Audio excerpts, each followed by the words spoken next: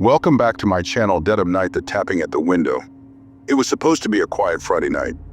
17-year-old Sarah was home alone for the weekend, while her parents went to visit her aunt in the next town. She didn't mind.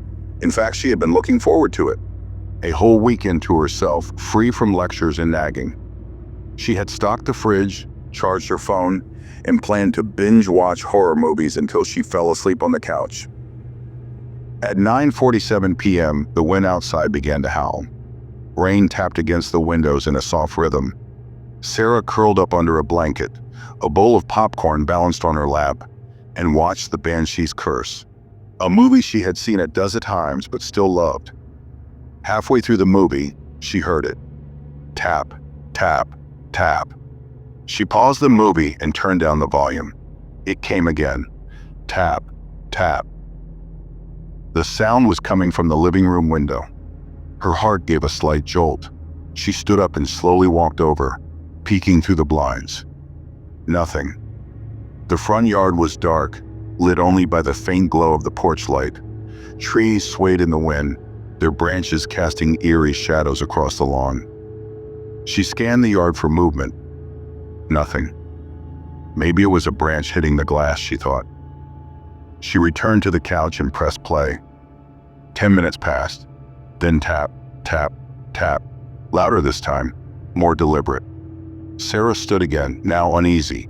She walked to the window and looked out. Still nothing. She locked the window, just in case, and checked the others in the house. All locked.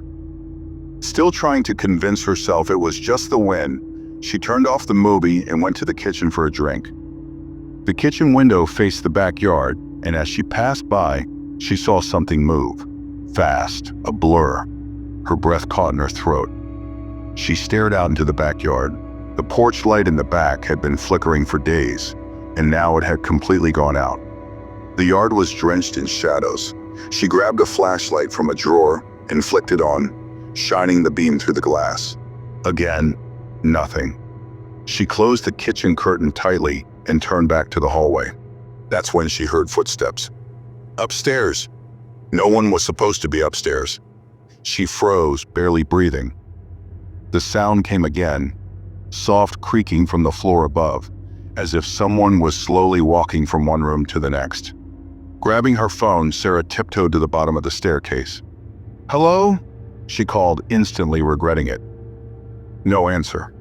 She dialed her mom's number. No signal. Great. The storm was messing with the reception. She didn't want to go upstairs, but she had to know if someone was there.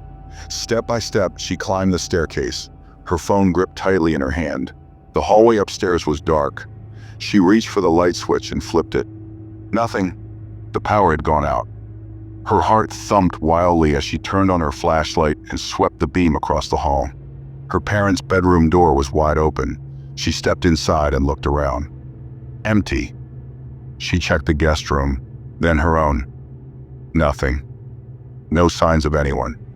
But then she heard it again. Tap, tap, tap, coming from her bedroom window this time. With a trembling hand, she approached the window and pulled the curtain aside. Standing there, on the other side of the glass, was a man. He wore a dark hoodie, the hood pulled up, and his face was obscured by shadow. But she could see his eyes, wide, unblinking, and staring directly at her. She screamed and stumbled back, dropping the flashlight. It rolled under the bed. She scrambled to pick it up, but paused when she realized he was tapping with one finger. Slow, deliberate taps. She grabbed the flashlight and sprinted downstairs, heart pounding like a drum. She locked herself in the bathroom, trying to call 911. Still no signal. From inside the bathroom, she could hear footsteps again, but they weren't upstairs anymore. They were coming down the stairs. Creak, creak. She held her breath. The doorknob